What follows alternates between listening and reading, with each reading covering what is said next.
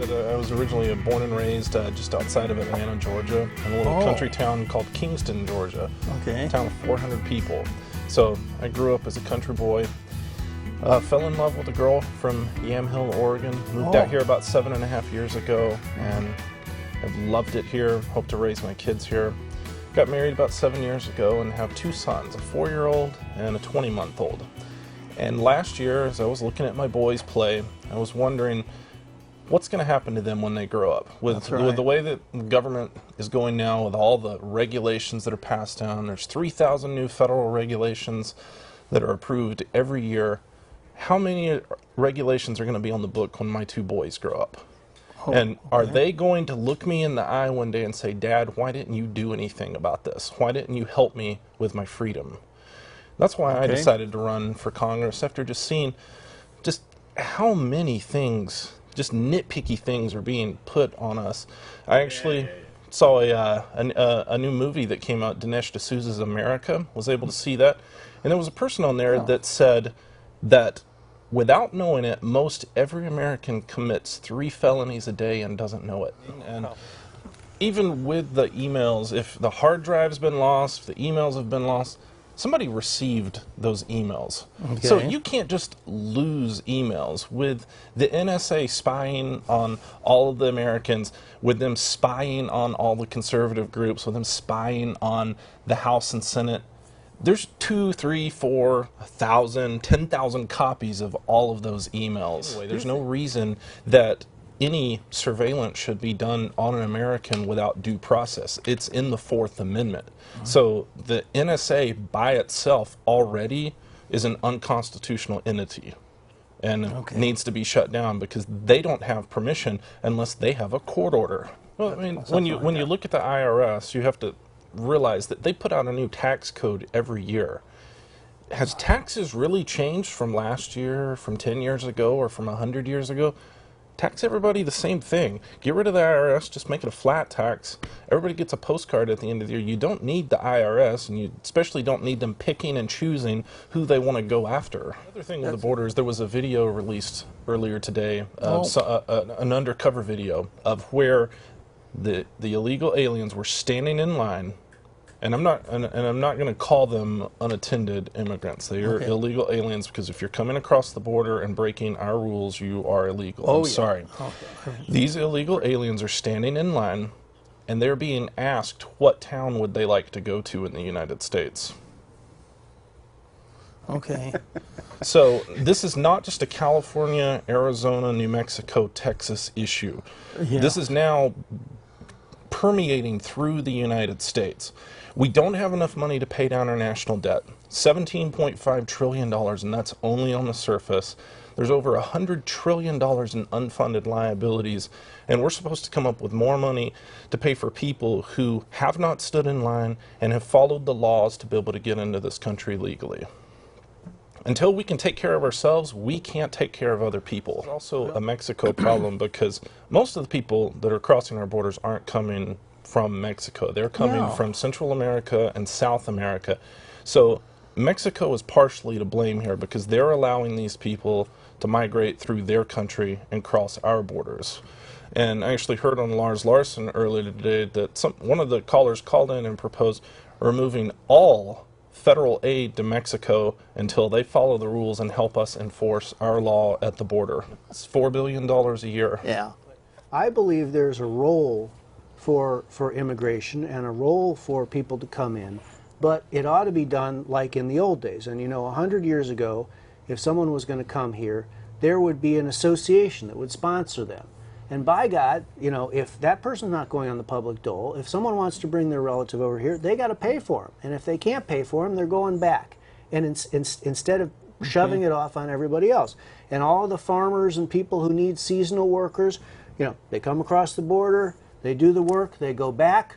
You know, many people would be happy with that. You know, they come here, they're missing their family, they're sending money back, and they'd be happy to come for the season and come back. Yet we have this horrible, broken immigration system that can't get anything done. And part of the reason we have so many problems with illegality is that we have a bureaucracy that is essentially totally dysfunctional. You can't call people up on the phone and get a decision made. You wait for years for this status or that status. Yeah. The basic bureaucratic engine has completely broken, as in so many other fields. New drugs, you want a new antibiotic? No, we can't do that anymore. We can't approve anything. We can't get anything done. And this total collapse in competence of the government is driving and is hidden behind many of these problems. Now, with the Constitution, when you become a congressman, a senator, president of the United States, you swear an oath to the Constitution of the United States. You don't swear an oath to the Democratic Party, the Republican Party, the Pacific Green Party, the Independent Party, none of those. You're swearing an oath to the Constitution. Right. Nothing else. There are very few things in the Constitution that the federal government is allowed to do.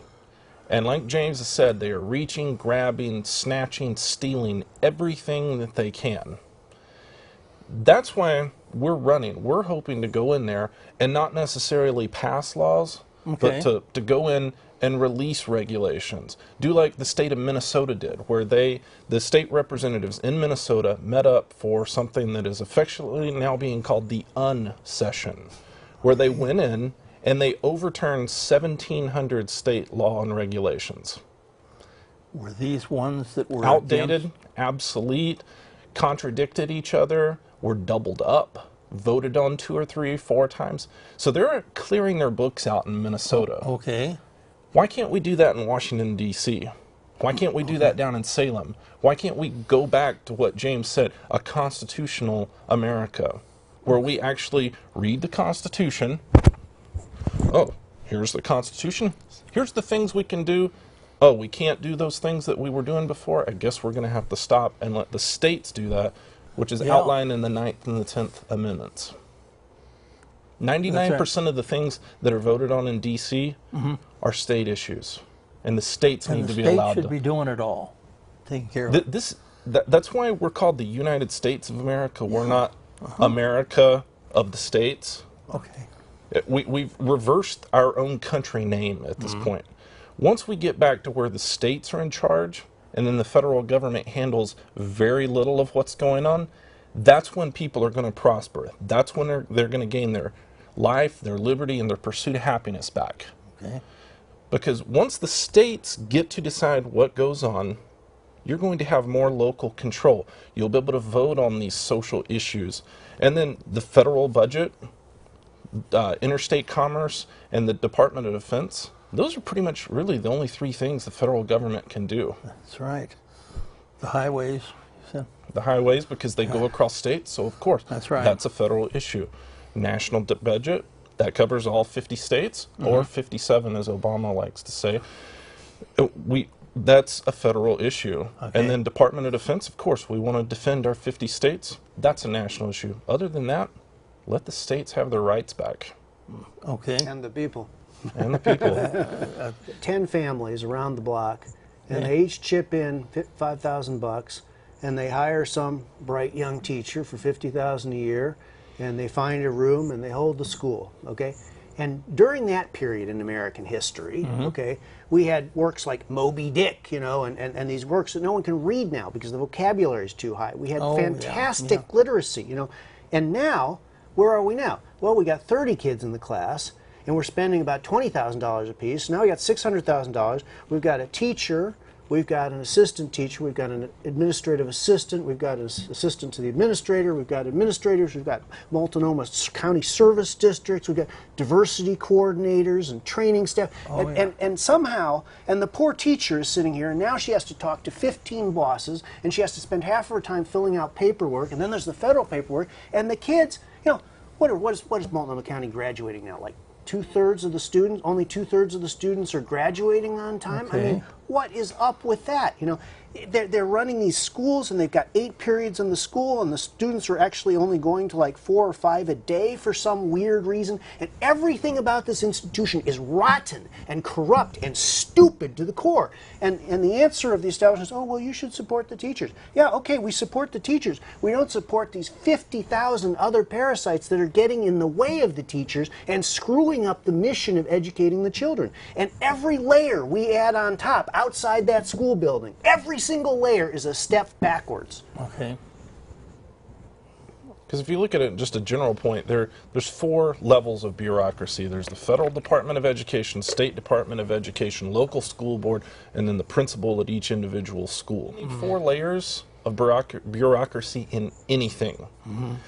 Is it possible for the principal to make educated decision based on what they know about the children and the teachers in their school?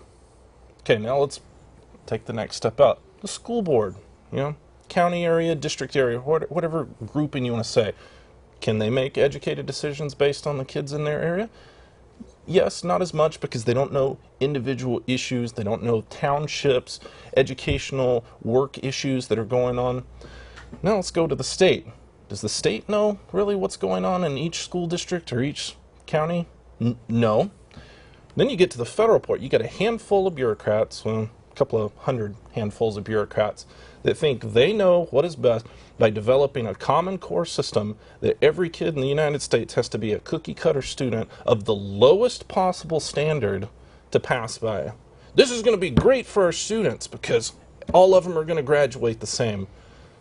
I don't want my kids graduating a program called Common Core. Yeah. I want my child to be super. I want my children to be able to have a super education.